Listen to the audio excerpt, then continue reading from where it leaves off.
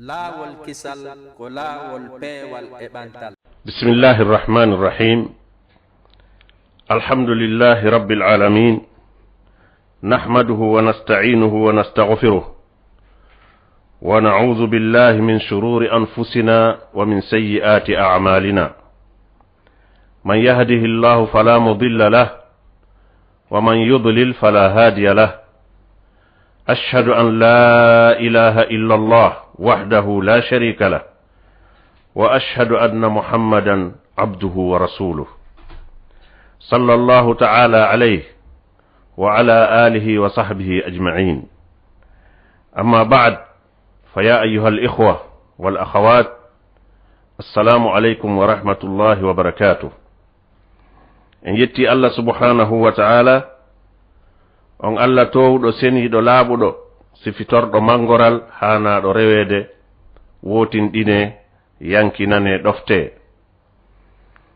En torikemo yo ɓeydu nema e kisiye e annabijo men on Mouhammad sallallahu alayhi wa sallam e ɓeygure maɓɓe nden e dendagal sahabaɓe maɓɓe ɓen e kala jokkuɗoɓe ñentiniɓe no moƴƴiri ha ñande en wawana hoore men. Yo Allah subhanahu wa ta'ala hawtindiro en e maɓɓe ka aljannaji towɗi. Musidɓe julɓe, min salmina on laawol ɗimmol, miɗe wiya on assalamu aleykum wa rahmatullahi wa barakatuh. Haray no wallitade en to monsieur Mouhammad Aqib Sow ko yewteten hande ko fii ko yowondiri e fahin toɓɓere men nden ka mimbaru tawhid alhikmatu min wujudi almasa'ib, ko woni hikma Allah on e woodede ɗi masiboji, woodede ɗi balawuji e ko nandi e mum. Hiɗen andi kala ko waɗi ka hoore leydi ɗo, haray Allah no mari hikma e ɗum. Yimɓe ɓen andi ɗum, woɓe andawo. Allah kan hino mari hikma e dendangal ko waɗata kon ka hoore leydi ɗo e hoore tagore makko nden. Kanko jomiraɗo tabaraka wa ta'ala wano woniri noon o tagi en, o accitirali en ni: sono wo sono tuma geddi ɗin ɗuuɗi, lunɗagol Allah e nelaɗo on ɗuuɗi, tooñe ɗen ɗuuɗi ka hoore leydi, Allah subhanahu wa ta'ala o adday goɗɗum ko andintinira woni wondema koni yo ko kanko woni taguɗo, koni yo ko kanko woni Allah, koni yo himo ɗo. O andintina en, sabu noon no woodi piiji si ɗin waɗi, goto kala hulay o yiltito o tawa nokku ala hande kadi ka yaare, ala nokku ka fewte si wona e Allah subhanahu wa ta'ala. Heɗitiɓe ɗe balɗe feƴƴude discours ko o goɗɗo e lamɓe Italie waɗi, sakkitode yewtere makko nden ko wi woɓe waɗi ko ɓe wawi kon, taaga maɓɓe on hatti, feere fus ala hande kadi, solution ala sina fewtugol ka kammu. Idan neɗɗo mo wona julɗo, o miijitike, o juutini, o raɓɓinɗini, o yaajini, o faaɗini, ha o tawi ala nokku ka fewte si wona Allah subhanahu wa ta'ala. Ko ɗum waɗi si jomiraɗo tabaraka wa ta'ala o wi en ka deftere makko teddunde: afa hasibtum annama khalaqnakum abathan wa annakum ilayna la turja'un. E on sikku men tagiri on fijundaru ko sama kala tagira ɗon, on sikku ɗum? o wona sama kala Allah tagiri nde tagore, wona sama kala o woodiniri bani adama e hoore ndi leydi, balko e hoore soobe, e hoore haqiqa, wona fi fijundaru, wona fi sama kala. Kala ko woni ka kammu e ka leydi e ko waɗata kon fof e nder kammu ngun e leydi ndin, e ko woni hakkunde majji fof ko waɗata ko e yamirore Allah subhanahu wa ta'ala. wama khalaqna as-samawati wal arda wama baynahuma la'ibin. jomiraɗo tabaraka wa ta'ala o wi o tagirali kammo e leydi e ko woni hakkunde majji, o tagirali ɗum fijundaru, o tagirali ɗum fi samma kala. isan himo mari hikma e ɗum. hikma makko on kanko Allah subhanahu wa ta'ala ko tabutuɗum o jarriboto gomɗinɓe ɓen ka aduna ɗo, o adda balawuji e koddori e makko kanko jomiraɗo tabaraka wa ta'ala, o adda kulol, naam, o adda nawnaje, o adda masiboji yowondirɗi e wonki, o adda perdi ka jawle e ka ɓiɓɓe e ko nandi e mum. ɗum ɗo fof ko hikma mo Allah subhanahu wa ta'ala waɗi. masiboji ɗi o waɗi ɗino wonana neɗɗo on honɗum tariqu tawba, andinamo wondema ko be o rutto ka Allah subhanahu wa ta'ala. laawol ala si wona ɗum. naam, laawol ala. Allah subhanahu wa ta'ala wi'en walaqad arsalna ila umamin min qablikum fa akhadnahum bil ba'sa'i wad darra la'allahum yatadarra'un. gomɗi Allah subhanahu wa ta'ala wi o nelino e mofteji adiɗi en, o neli nelaɓe e maɓɓe, o jippini defte e maɓɓe fiyo ɓe waajito ɓe hula. ko waɗirani ko yewtiri en ɗum ɗo ka qur'an yo nelaɗo ɓanginan en ɗum ko misal, ko andingol en wondema kon yoɗiya mofteji waajanoma, nelaɓe addanoma e maɓɓe defte jippinanoma, ɓe wi'ama yo ɓe accu hunde kaari, ɓe sali accude, yo ɓe waɗu hunde kaari, ɓe sali wadde. ko ɗum waɗi si tawi Allah subhanahu wa ta'ala o wi sakkitode ɗum nden ko honɗum, ɓay ɓe wi'ama yo ɓe waɗu, ɓe wi ɓe waɗata, bi ma'ana yo ɓe rew Allah, yo ɓe wotin ɗimmo, ɓe jaɓali ɗum. yo ɓe accu yeddugol mo, ɓe jaɓali ɗum. ko ɗum wonno talla lakke on fa akhadnahum bil ba'sa wad darra. Allah nangiri ɓe sattendeji, nawnaje hulɓiniɗe e ɓittende e basal e ko nandi e mum. ɗum ɗon fof koko tawi kon neɗɗo on o faggitanike hoore makko. kala ko woni wadde kon e sattendeji e ɓittendeji ko sabu kuuɗe yimɓe ɓen e jikkuji yimɓe ɓen. e hoorele Allah nangitirtaɓe fogoy o yaafoto ko ɓuri kon. wama asabakum min musibatin fa bima kasabat aydikum wa ya'fu an kathir. o wi kala ko heɓi on e masibo ko sabu ko faggitiɗon kon, c'est-à-dire ko sabu jikkuji monɗi, ko sabu comportement mon on. ko ɗum waɗi si tawi no heɓude on koko woni on heɓude, sabu jikkuji monɗin e comportement ji monɗin. bani adama noon mo be no andi hoore mum. naam, neɗɗanke be no andi hoore mum, no andi kuuɗe mum ɗen. si Allah nangitirimo ɗum, kanko haray mo andi Allah toñagoy, sabu mo andi hoore makko, mo be men no andi hoore mum. idan ko noon musidɓe julɓe, Allah subhanahu wa ta'ala o wi en zahara al fasadu fil barri wal bahr bima kasabat aydi nnas. naam, bone ɗen, bonondaji ɗin, fasadu on feeñi ka jorndi e feeñi ka baharu. ko ɗum woni feeñi e nokkel ɗin fof. bononda on feeñi e nokkel ɗin fof.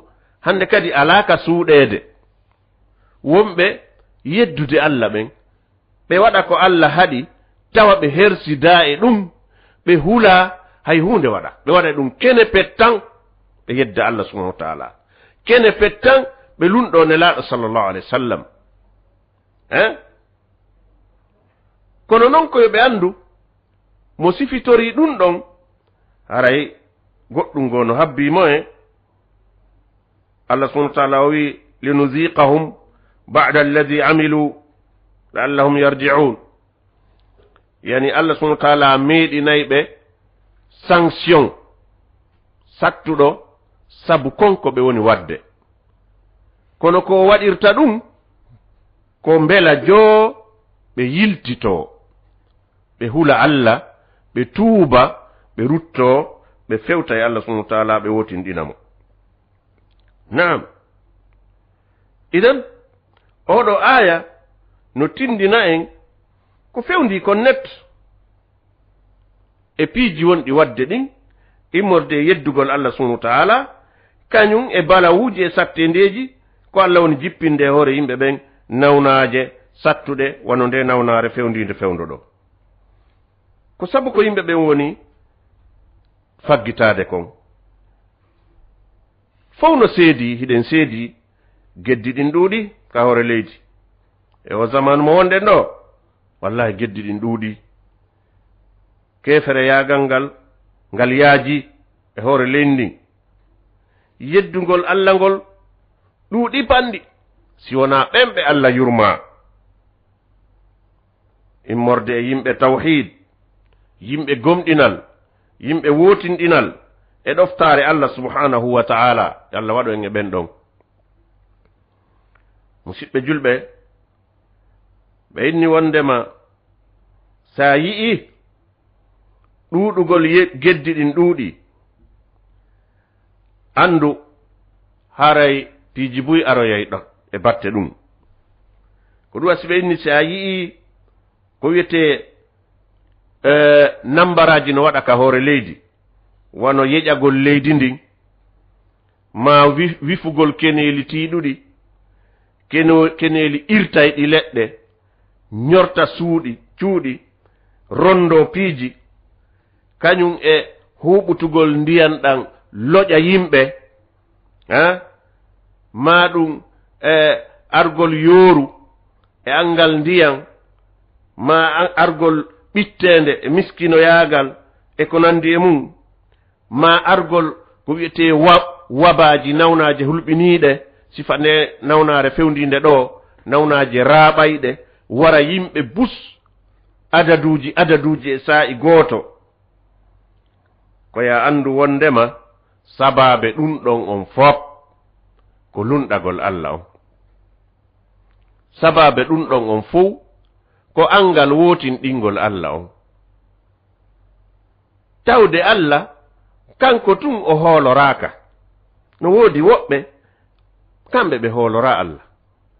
No woodi woɓɓe hiɓe mari ko ɓe hoolori hina Allah. Hiɓe mari ko ɓe ɗofto hina Allah. Hiɓe mari ko ɓe rewa hina Allah. Hiɓe mari ko ɓe yankinano hina Allah. Idan si ɗum non waɗi ko ɗum addata ɗiɗo piiji, musidɓe julɓe tedduɓe. Idan joni noon alhaali neɗɗo gomɗinɗo on haray no haani tawde himo sifitori ƴettugol fiyaake makko on fewtina e Allah subhanahu wa ta'ala. Hara o naali wa neɗɗo welsindiiɗo ko wiyete al-ghafil, al-aasi, neɗɗo welsindiiɗo weelindi fii ko Allah subhanahu wa ta'ala yamiri o haajaka, fii ko Allah haɗi wona haaju makko. Yani ko waɗata kon o tefa est ce que ɗum ɗo koko Allah yamiri ni, ka koko Allah haɗi kanko o tefa ɗum ɗon. Ko tefi ko si tawi ɗum no wela wonki makko kin ka welata, kanko ko ɗum ɗon ha aninimo. Oɗo ko neɗɗo ghafil. Idan haray noon neɗɗo julɗo wona yo sifitor on sifa ɗon. Neɗɗo wona yo wonu ghafil, ko yo yilto ka Allah subhanahu wa ta'ala, o jogito dostur Allah on, ko ɗum woni oɗo alqur'anul karim, hatta ha tawa Allah subhanahu wa ta'ala tawnatamo e ɓemɓe o lettata. Naam, ɗi masiboji ɗi Allah addata no woodi ko julɗo haani naftorde ɗum. No woodi ko julɗo haani naftorde ɗum sabu noon o tigi yewta e wonki makko kin o lando hoore makko ko honɗum woni tigi sababe ɗiɗo piiji ko honɗum woni tigi tallal lakke ɗiɗo piiji ko honɗum woni tigi ko haani wonde darande makko nden kanko julɗo on e telemma ɗiɗo piiji nam o anda wondema kanko julɗo on Allah no jarribo tagore nden o jarribo to jiyaɓe ɓen wala nabluwannakum bi shay'in min al-khawfi wal-ju'i wa naqsin min al-amwali wal-anfusi wath-thamarat wa bashshiri as-sabirin alladhina idha asabatuhum musibatun qalu inna lillahi wa inna ilayhi raji'un. Allah subhanahu wa ta'ala wi o jarriboray en kulol heɓen kulol tawa yimɓe ɓen no huli sa yi joni aray e sa'i tawa e mbaɗɗum ɗo wono fewndo ɗo ni par exemple mo yiduɗa o innay mo yiduɗa o fewndo ko innay ma non fewndo sa'i on no hulɓini nani fewndo no hulɓini dey ko ɗum yimɓe ɓe woni wiide yani bil khawf Allah subhanahu wa ta'ala yujarribna bil khawf o jarriboray en kulol ɓerɗe kulol wonki kulol piiji e ko hina yimɓe ɓen tawa mo ɓe no huli ka woni ɗon idan o jarriboray en kadi honɗum aljuu heege jarriboray julɓe ɓen heege tawa ko kara hamɓe heɓirta ko ɓe ñaamete no satti ma haysi ɓe heɓude ko ɓe ñaama tawa dakam mi ala e nguure on a yi ay hunde nden wi'a ko hunde kaarini si a maɗɗike tawa mara dakamme mo ɗum andirano on no wayi wano masalan no wayi wano fewndo ɗo ni ka saare ga wano yimɓe yirata ni mango no weƴƴita no yeeyede ma leemune no weƴƴita no yeeyede tawa a sooday mangore nden si a ƴettinde a maɗɗike tawa wa'awa siko ɗe mangoje ɗe anduɗen kame en fuuta mango seeni ko anduɗen kon kame en fuuta e mango fuuta ko anduɗen kon ton si a ƴakki ɗum ɗon a tawi no mari dakamme yi'a ɗum no weƴƴita kona kiri ɗo no yeeyede jinya sooda ƴakka tawa na gootum dakamme on yani nema on tawa Allah itti dakamme e mum hunde nden Allah no wawi wadde imma o fanne nde few tawa heɓatande ma ɗum o okkore nde heɓande kono tawa tigi dakamme ko nde handi e mum kon nde alda e mum idan ko wano noon kadi e ɗuytagol jawle ɗen Allah no jarribora ɗum yimɓe ɓen kadi jawdi ndin ndi ɗuyto siko ne'owo maaya ma majja ma kulle ñaama e ko nandi e mum si tawi woni ko yeeyowo perdi heɓa mo cumu ma nguya e ko nandi e mum ɗuytagol jawle ɗum kadi ko jarrabuye wonande gomɗin ɗo wal anfus e wonkiji ɗin kadi ɗuytorede wonkiji ɗin yani mayirede heɓgol fatunde ɓattodiraɓe huwodiraɓe jeydaɓe e ko nandi e mum ɓen kadi faato tawa on ɗuytorama ka bange wonkiji anda ɗum ɗon kadi ko jarrabuye wassamarat e dinɗe ɗen kadi Allah subhanahu wa ta'ala no jarribora julɓe ɓen ɗuytagol dinɗe bi ma'ana hara se on sanki moƴƴata ha kenen kara han fuɗirta ma haysi fuɗi kara han yani rimirta ka sankaynoɗa heɓa yani seeɗani tawa sa sanki a heɓa buy hande kadi a sankay buy heɓa gokkoyni tawa moƴƴata ma si a tuti leggal ngal tawa rimata buy Allah subhanahu wa ta'ala no jarribora yimɓe ɓen ɗum kono ɗiɗo jarrabuyeji fof musidɓe julɓe tedduɓe neɗɗo julɗo gomɗinɗo kanko ko hono o jaɓɓorta ɗi e ko hina ɗiɗo e jarrabuyeji na ɗiɗo tun woni jarrabuye masiboji no ton jarrabuye accident ji no ton jarrabuye barme no ton jarrabuye nawnaje hulɓiniɗe no ton jarrabuye e ko nandi e mum ɗum fof ko jarrabuyeji. Allah subhanahu wa ta'ala wi wa bashiri sabirin, weltin muññiɓe ɓen. kala jarriboraɗo goɗɗum kanko ɓay ko o julɗo ko gomɗinɗo o andi wondema ɗum ɗo kaka Allah iwri o muññi o sifitori muñal, haray oɗo Allah subhanahu wa ta'ala wi ko yo weltine. sabu noon ko welo welo wodanimo ko Allah yo Allah waɗu en e ɓen. kono ko homɓe woni ɓen ko ɓen ɓe tawete si masibo heɓiɓe ɓe wiyay inna lillahi wa inna ilayhi raji'un. inna lillahi enen menen ko Allah jeyi men. hiɗa andi pellet ko Allah jeyima ko hokkuma kon kadi ko an ittiye sikke o jeyima ko jeyɗa kon ittiye sikke. isan si o jarribike ma e ma ka wonkima ma e ko jeyɗa ma e ko jeyduɗa ko honɗum wodanma sina wi'ugol min ko Allah jeyimmi kaka Allah kadi mi ruttoto. Allah subhanahu wa ta'ala o wi si a wi'i ɗum a gomɗini ɗum haray ya andu moƴƴere mawnde no wodani on julɗo sifitorɗo oɗo sifa. idan sawa on non hara on jarrabuye woni o aru o yani e ma ko goɗɗo planifie ɗum ko goɗɗo organise fi ɗum. par exemple goɗɗo organisa ɓayɗen yide joni nokkeli goo ka woɓɓe arata organisa fella goɗɗo fella on. idan neɗɗo fellaɗo on kanko ko yo ƴettu ɗum o anda ko jarrabuye fi kala ko goɗɗo waɗi eɓɓore nden eɓɓi ha fellimo tewi pas fellimo ma barminimo ma warimo e ko nandi e mum ko jarrabuye. kono an ko ya gomɗin wonde ɗum ɗo ko jarrabuye ɗum itta wondema bakkatu waɗuɗo ko waɗi kon on bakkatu no fawimo ɗum ko hakkunde makko e taguɗo mon.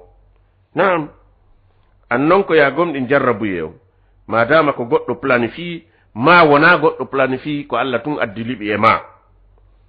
idan foppu muɗum koye koddoriye Allah subhanahu wa ta'ala. sabu noon hay hunde wawata waɗude sina hara koye koddoriye Allah subhanahu wa ta'ala. piiji arayɗi ɗin fop yen andu wondema koye Allah subhanahu wa ta'ala ɗi iwri ko kanko woni ko hoddiri. ko on ɗum no woni darande julɗo si tawi o heɓi balaw position julɗo on nokku ko honɗum o hani waɗude ko honno o hani wa'ude si o heɓi balaw. e misal fewndo ɗo adna Allah on fof no heɓi balawgoy nde nawnare arnde ɗo ko balaw ni. joni noon julɗo on ko honɗum woni tigi tigi tigi position makko on. ande wondema no jeeya e sanction ji ɗi Allah subhanahu wa ta'ala sanctionnorta yimɓe ɓen letteji e ɓittendeji ɗi o waɗata e yimɓe ɓen yani fawgol ɓe kulol wano wirnoɗen nanen noon e ngoƴo e ande e ko nandi e mum. idan est ce que no dagano julɗo ka o tanƴino wondema ɗiɗo balawuji wona ka Allah ɗiwri o par ce que nana joni woɓɓe no inna hunde kaari ko kaari waɗi hunde kaari ko kaari propose hunde kaari ma ko kaarijo planifie hunde kaari ma ko kaari moƴƴini hunde kaari. no wawi wonde ko kaari moƴƴini si tawi koko boni haray bone ɗen ko kanko fawi si koko moƴƴi haray moƴƴere nden ko kanko wodani. kono noon an ko ya andu wondema kala ko waɗi ko ka Allah subhanahu wa ta'ala iwri ko immorde ko kanko Allah subhanahu wa ta'ala. neɗɗo gomɗinɗo himo andi wondema ko heɓi mo wo ko heɓi mo ɗum satanoki mo wopude fes. kala kadi ko wopimo satanoki mo heɓude goy. ɗum ko nelaɗo sallallahu alaihi wasallam maaki ɗum ɓe maaki ko ya andu wondema kala ko heɓuma ɗum hari sataki ma wopude fes. kala kadi ko wopuma satanoki ma heɓude. sabu noon Allah subhanahu wa ta'ala o windino koddoriyeji ɗin windanoma ko heɓay ma e ko heɓata. idan enen julɓe ɓen ko gollondirten e ɗiɗo masiboji e ɗi balawuji ko tuubugol yankinano Allah tuuben ruttoɗen ka Allah yankinano ɗemmo nam yondino heɓɓo jogito sababeji shari'a yankoji ɗin fi daɗugol ngol fiyo Allah dando tigi sabu non ko Allah dandata ko kanko kadi yamiri yen jogito sababeji ɗin nam ko wano non kadi julɗo o jogito deftere Allah nden e sunna nelaɗo on sallallahu alayhi wa sallam bima'na simo faala daɗude wona yo ɗaɓɓu laawol no daɗira harayna ngol laawol ngol alqur'ana newni ma ɗum laawol ngol sunna nelaɗo newni kala moyenji ɗi o tigi utilisata fi yo daɗu ko yo eto anda d'abord est ce que ɗin moyenji ɗi woni utilisude l'islam no jaɓi ɗi fi daɗal fi ɗaɓɓugol daɗal ko huli kon nam e o moƴƴina kadi jikke ɗen hakkude makko e Allah subhanahu wa ta'ala yuhsinu dhanna billah o moƴƴina jikke ɗen ko ɗum woni andugol wondema Allah subhanahu wa ta'ala kanko woni dandowo Allah le danday o danday julɗo moƴƴo nam o wona neɗɗo moƴƴotoɗo newinowo sabu noon no jeeya e sababeji waɗay ɗi ha Allah newinane fiyake ma on tawde an kadi ɗa newinande tagore nde yer ko wawɗa kon e telemma ma on hara kala ka hikkorɗa tagore Allah nden ɓe wiyay ɗon alhamdulillah a wonata lorrowo si a wonali lorrowo Allah subhanahu wa ta'ala kadi o ittante lorra si a woni newinanowo tagore Allah nden Allah kadi newinante si a woni wallowo Allah kadi wallete isan ɗiɗo ko laawi ɗi andanɗa hoorema no waɗɗi julɗo on ka o sifitora ɗi hiɗen andi sariya l'islamu on no yewti fi o eggugol nawnare iwa e goɗɗo yaha e goɗɗo masalan ko yete raaɓugol l'islamu ala hay hunde ko acci no yewti fof idan mawqifu sharia min al adwa yani oɗo adwa ko wiyete eggugol nawnare yaha e goɗɗo ɗon andi nelaɗo sallallahu alaihi wasallam ɓe maki la adwa wala tayra ɓe maki la adwa bimana raɓugol ala wala tayra katinagol ala ko on woni oɗo adwa wiɗen ko raɓugol tayra ko katinagol ko non katinagol ko ƴettugol fiyake fawa e hunde ƴettugol fiyake goɗɗum fawa e hunde woni ko zaman woni ko nokkure ma ko alhaali wo e misal hari no woduno en anda no gasara no wodi ha joni e nokkeli goo si goɗɗo no yaltude yaha safari ɓe innay ko yo ndaaru laawol ngol taho si tawi ngol focci ma rawhaniyankoɓɓen ko honto ɓe hikkori est ce que ko hirnaange ka ko funnaange ɓe woniri hari kadi no woduno colligoo no toon si ɗi waɗi hito ɓe innay awa hikka kadi ndu waɗi hito nani ko hunde kaari si sondu ndun waɗi hito hiɓe yowindiri ɗum e goɗɗum wonde waɗay ko imma wigo awa hikka kadi kaarijo maayay ma jon dambe maayay ma jon darja maayay e ko nandi e mum ndu waɗi hito ma ɗum sa fotti e sentere kula ɗum kadi ɓe inna imma laawol ngol feewoya imma ngol feewoyta sifa ɗum ɗum ko noone e ko wiyete kon katinagol ɗum ɗon fof sari al islam on no haɗi o aduwa ɗo non ka nelaaɗo maaki raaɓugol ala nokkugo ɓe maaki la yuridanna mumridin ala musihhin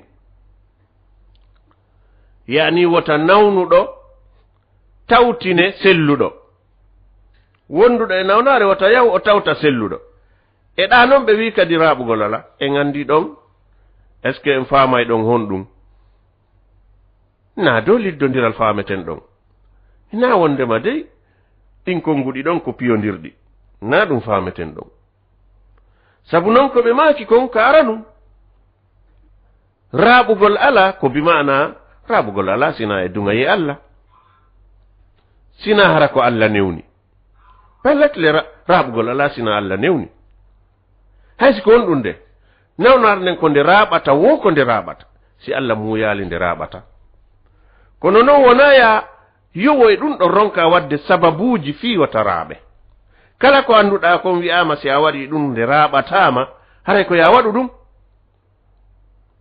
anda ɗum ɗon noon ko mujarrad sabab haɗowo raaɓa on ko allah eyi nam idan ko wata kadi nawnuɗo yahu tawoya selluɗo ɗum ɗon noon no wawi wonde hara ko iwgol e leydi yaha e leydi wata nawnuɗo iwka leydi mum yaha tawoya woɓɓe selluɓe ɓen ka leydi maɓɓe ka ɓe woni ton wata selluɗo kadi iw ka cellal mum tawtoya nawnuɓe ɓen ka ɓe nawni ton idan en andi wondema l'islam no yewti fi ɗum no andini en jaka raaɓidiray dey raaɓidiray si allah muuyi haray nangay ko ɗum waɗi yo julɓe ɓe reeno ɗon si o tigi renike ɗon haray ko yamirore diina makko kan o waɗi ko diina makko kan yamirimo ɗum idan oɗo diina l'islam ko diina ka andanɗa hoorema hika feƴƴiti adna on ilandema allah jippini ka adna allah on ronku hewtitade l'islam ronku few wawatale puisque ko on ɗum ko allah subhanahu wa ta'ala woni ko jippini kaɗo min naalde julɓe ɓen ko wimi diina kan julɓe ɓen kadi le si tawi ɓe jogitike diina maɓɓe kan wono haniri non ɓe woni julɓe wono haniri non hay goto hewtotako ɓe ari fewndo nelaɗo e sahaba en e hikkiɓe ɗon hari hay goto hewtotako ɓe kamɓe ɓurno fof kamɓe hikkino yeeso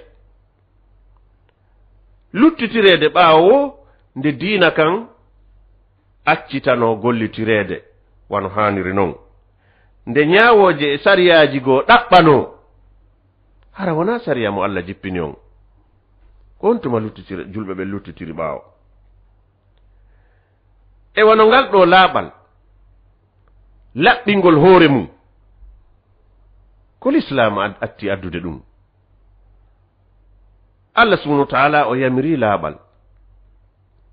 laaɓal nooneji ɗin fof woni ko laaɓal nder yankowal ngal ma ko kene yankowal ngal nder yankowal ngal ko yowodirngal e finde nden tawhidi on imanu on laaɓugol hakkunde ma e allah on tawa ɗon no laaɓi poyi ɓernde ma nden no laaɓi poyi hakkunde ma e taguɗo ma on fus a fawaki sina e makko kanko fus a hoolora sina makko kanko ko waɗata kon e dewe fof ko fii makko kanko tum faale ma on ande ma nden fof no fewti e allah subhanahu wa ta'ala ko faalaɗa ko belam makko ɗan ko huluɗa ko tikkere makko nden e felore makko nden e lette makko ɗen ko ɗum ɗon woni ko an huluɗa wona gacce goo wona feloreji goo ɗum moƴƴina ɗum hakkude ma e taguɗo ma on yilto kadi laaɓana tagore allah nden hara tunanaali ɓe laɓɓina ɓernde ma nden hara waɗali koto e konnago e haasidi ngal ɗo laaɓal nder yankowal si ngal timmi heɓay ka laaɓal yaasiwal ngal defoongal fawo yaasiwal ngal ko laaɓal ɓandu e laaɓal conci e laaɓal nokkure l'islam no yamiri en ɗum inna allaha yuhibbu tawabin wa yuhibbu almutatahhirin allah no yiɗi ɗuuɗuɓe tuubugol rutto ka allah subhanahu wa ta'ala bi ma'ana ɓe accita boneji maɓɓe ɗin ɓen accitoɓe boneji maɓɓe ɗin ɓen accitoɓe kuuɗe maɓɓe bonɗe ɗen ɓe arta e waɗugol ko allah subhanahu wa ta'ala yiɗi kon allah no yiɗi ɓen mono faala giggol allah yo waɗu ɗum yo tuubo rutto ka allah subhanahu wa ta'ala o yiɗamo o ɗoftomo o wotinɗinamo o rewamo o heɓa giggol allah subhanahu wa ta'ala ko wano noon kadi allah wihi mo yiɗi laɓɓintintoɓɓen allah no yiɗi laɓɓintintoɓɓen idan si hande no wi'ede yo juuɗe ɗen loote yen lootu juuɗe men ɗen est ce que ɗum ko kesum e julɗo oye ɗum wona kesum e julɗo dey ɗum allah subhanahu wa ta'ala o yamirino ɗum fuɗɗanoma gollitirede ila fewndo nelaaɗo sallallahu alayhi wa sallam qarnuuji 14 hikka naam 14 siècle ko ɗum woni duuɓi wulure 451 wonɗen ɗo ila julɓe ɓen kañum fuɗɗi sooɗagol tawa ko fanɗi wo ko fanɗi tere makko ɗen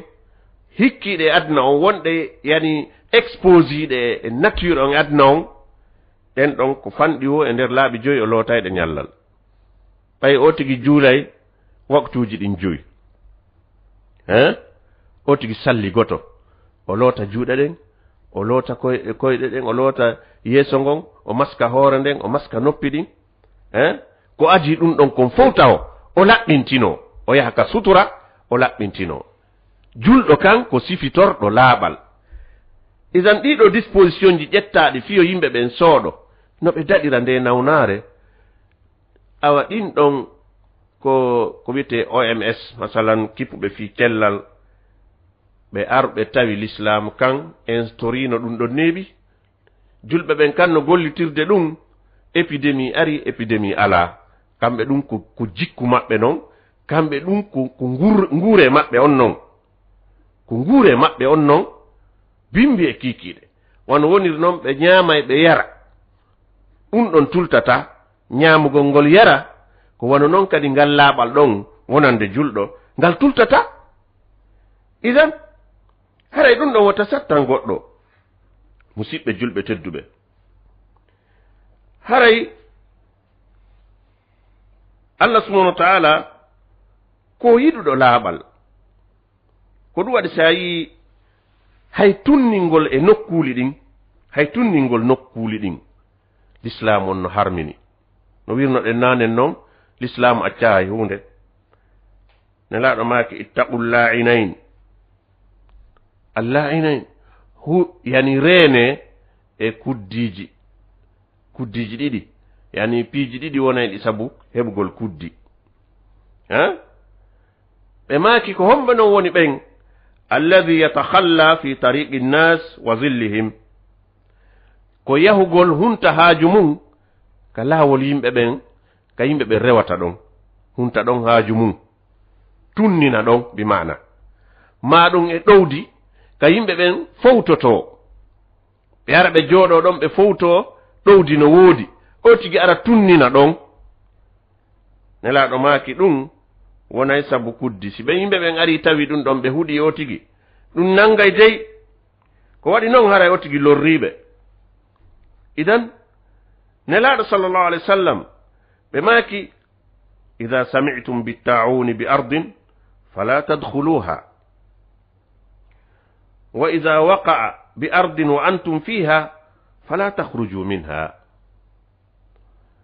ɓe maaki si on nani nawnaaje hulɓiniiɗe raaɓayɗe no e leydi ton yahu ton dey si on tawi kadi nawnaare nden no ka leydi mon hinde ɗon woton yaltu ɗon yahon e nokku gooka nde ala sakko naɓon nde ton kadi ɗum ɗo kadi ko jeeyaɗum e disposition ji wonaade ƴettede fewndo ɗo wota gooto yahu nokkel kaari wota ɓeeɗo iw e ndi leydi ɗo yaha e ndi leydi ɗo wota ɓeeɗo iw e ndi leydi ɗo yaha e ndi leydi ɗo ndaari ɗum ɗo l'islam kañum addino ɗum ila duuɓi wuluure e 450 hikka ko ɗum waɗi si tawi so yika ɗumaji ɓe inni wo la presse américaine rend hommage au prophète Mouhammad sallallahu alayhi wa sallam yani ko tawi kon hakke ko tawi e consigne ko nelaɗo sallallahu alayhi wa sallam jonnuno kon fewndo wonno ko wiyete al qurunul muslima fewndo adna on fof tawno ko e niwre woni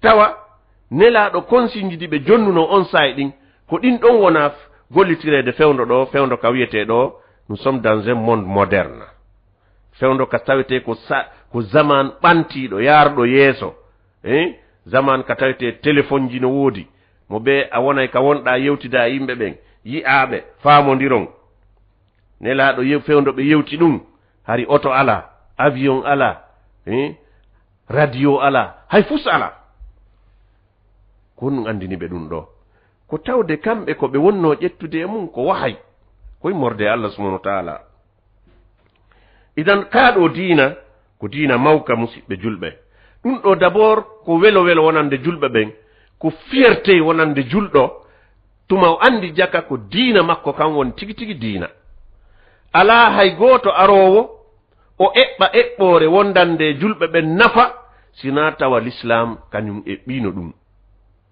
ala arowo eɓɓa eɓɓore fii daɗal tagore nden fof sina tawa islam kan eɓɓino ɗum ɗum ɗo no holli yo julɗo ɓurtu tamade e diina mum kan yo taw himo jogii fierté e l'islam ɓay jaka ko kaaɗo woni tigi tigi diina kan ko ɗum waɗi tigi ko ɗum sollintini ko Allah subhanahu wa ta'ala wino kon inna ad-dina inda Allahi al-islam naam inna ad-dina inda Allahi al-islam diina kan ka Allah ko l'islam nokku go o wi wa raditu lakum al-islam diina mi suɓanike on l'islam diina e jaka suɓo ko Allah suɓani ma kon ɗum ɗo noon nde yewtere ɗo Allah ko yimɓe ɓen fof o fewtini ndegoy na julɓe ɓen tum ko humanité on kala bani adam Allah yeetike mo wondema o suɓanike mo l'islam ko kanko andi noon si ƴettay ko Allah suɓanimo kon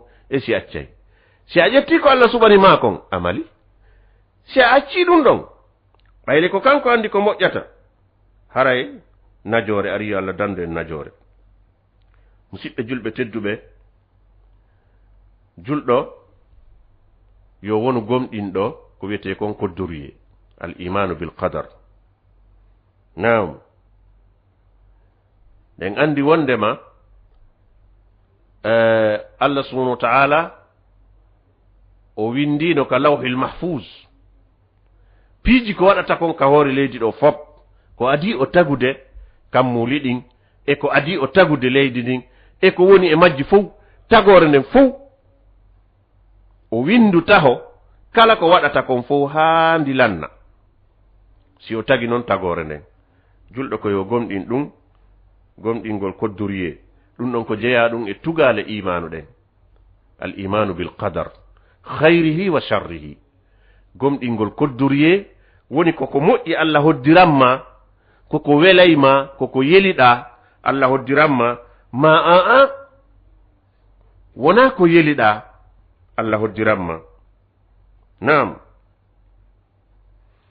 o tigi jaɓa ɗum o fawo e Allah subhanahu wa ta'ala en torki Allah subhanahu wa ta'ala yo Allah hisin en yo Allah hisin en o danda en masiboji wonɗi yilade e hakkunde leydi e kammu o hisina en e nawnare ɓurde hulɓinade nden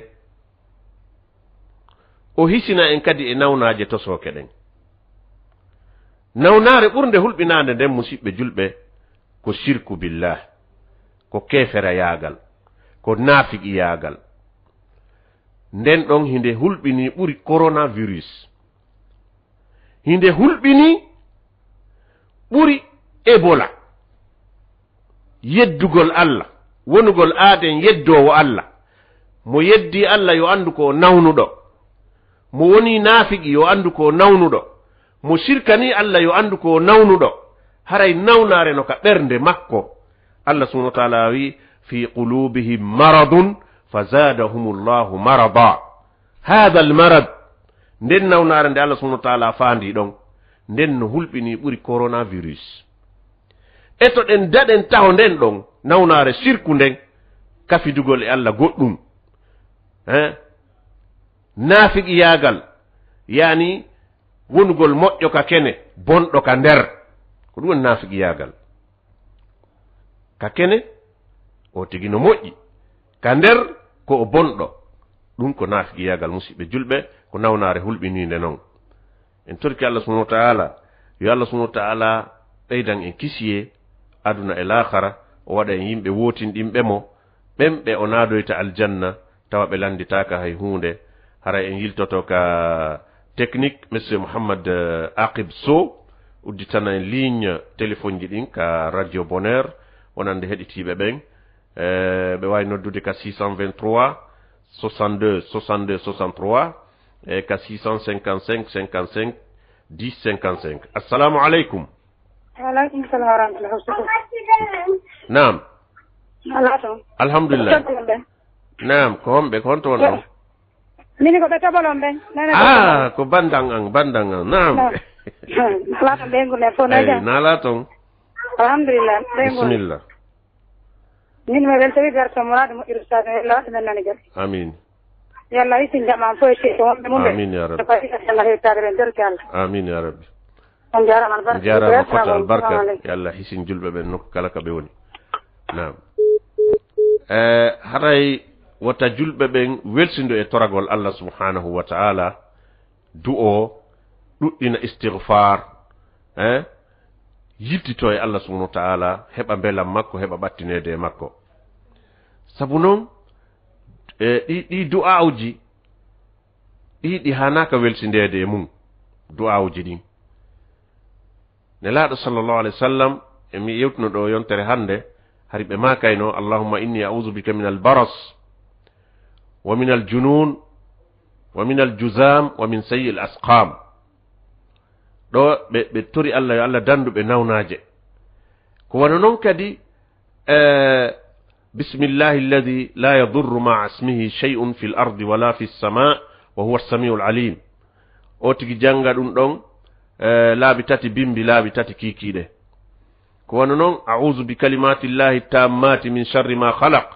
dum kadi oti janga dum bimbi laabi tati bimbi ma kikide e jangugol ayatal kursi e jangugol qul huwallahu e falaq e nasi ka kala laabi tati bimbi e kikide e ko nande mum e jogitagol piiji di andanda hore ma ko yamiraadi din fi hiwitagol gol wona e di sababe ha Allah subhanahu wa ta'ala danda bay ko kanko ni dando naam assalamu alaikum Assalamu alaikum wa alaikum assalam wa rahmatullah Alato alhamdulillah welti kan yewten ben no laba bismillah mam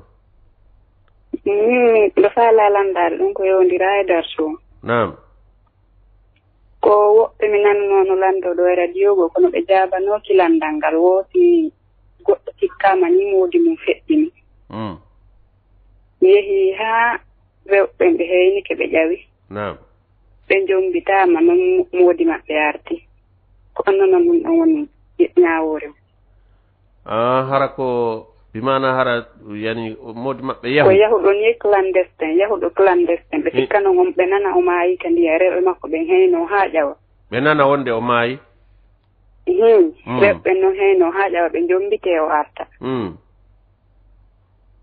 naam aray ko ɗum on jarama barka awa jarama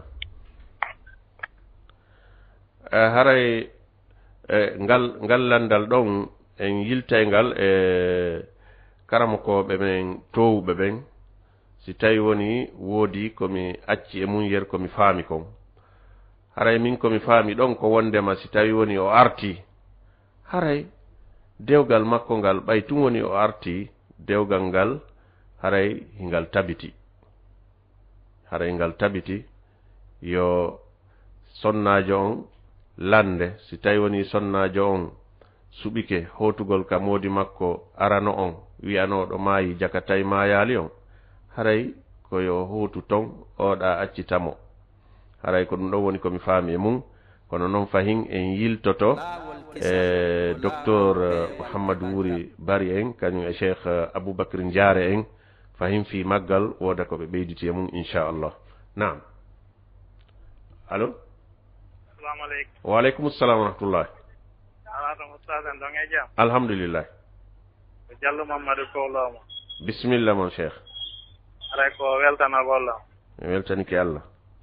Aray kadi ko mari ɗum landutoon ɗo. Naam. Ko ɓe sonnaɓe ɓe jaɓata waɗugol feñjul islam ɗin ka e hoore mum. E ɗin mum ɗum kadi ɓe jaɓata immagol juula leeron ka hana juulede ɗon ne. Naam. Nde finninnaɓe ɓe immoɓe juula o ɓe ara ɓe addanama nganto. Des fois ɓe innoma nini ara ɓe ala juulude kono ara ko fenade ɗum ɗum ara ustala e maɓɓe. Naam. Aray ko ɗum ñawore fi ɗum noon. Eyo. Ko landa gon noon. Assalamu aleykum. Wa aleykum assalam wa rahmatullah. Ñawore ɗum ɗon ko lunɗagol sariya noon ɗum ɗon ko yeddugol Allah sonnajo sariya on no waɗɗini e makko ko yo waɗu coñci l'islam surruɗimo ɓandu makko ndun fof ɗum ɗon ko farli ɗum e makko si tawi o waɗali ɗum haray kanko o yeddi Allah ko wano noon kadi immagol juulugol waktuji ɗin fewndo majji wano haniri noon ɗum ɗon kadi mo waɗali ɗum kadi ɗum ɗon fof ko bakkatuji mawɗi noon jeeya ɗum e bakkatuji mawɗi ɗin tawete ɗum koko tubante ɗiɗo noon fof ko ɗi wonɗe yewde fi mum ko ɗiɗo fof si ɗuuɗi ko ɗum woni addude tikkere Allah nden ha wona sabu goɗɗum ɗum jarrabuyeji sifa ɗi balawuji haray ɓen ɗon ko hanaɓe waajede ɓe yewte yo ɓe accu on yeddugol Allah subhanahu wa ta'ala ɓe yiltito e dewal ngal. Naam. Assalamu aleykum. Wa aleykum salam. Naam. Alato. Alhamdulillah. Radio Bonheur. Hey. Ala ɓe weltanike on ɗo moƴƴa noon. Weltanike Allah subhanahu wa ta'ala. Ko waɗata Diallo Simanteri. Awa Hajja Saudatu Simanteri bismillah. On golloɗen ka Radio Bonheur fof mi weltanike onon karami ko. On jarama. Allo, assalamu aleykum. Assalamu aleykum. Naam. Salina lato. Alhamdulillah. Tani jam. Yettude Allah. Yewte men faami keɗo alhamdulillah yo Allah windan en baraji. Awa jarama ko homɓe ko honto wonɗon. Ko Mamadou Oury wonɗo Samatara. Tokoran Samatara. Eyi. Bismillah. Haray ko weltanagol on ɗo wallahi. Weltanama to moƴƴa noon yewten nden faamiki kadi. En weltanike Allah subhanahu wa ta'ala. Amin amin. Awali. Don aleykum salam tula haray ɓe wiyemi technicien ɓe wi min andintin haray oɗo émission ɓe waɗimo en direct ka Facebook haray ɓe yimɓe ɓen no wawi mo yi'ude ton ma ɗum ka YouTube kañum wondude adresse radio Bonheur on haray tigi tigi on ɓe holli en wonde sa'i on yoni haray en weltike fota en weltanike Allah en weltanike kadi musidɓe men heɗitiɓe Bonheur FM nokku kala ka ɓe woni adna on yo Allah hisimɓe yo Allah ɓeydan en polgal ngal wa akhiru da'wana anil hamdulillahi rabbil alamin. laawol kisal ko laawol peewal e ɓantal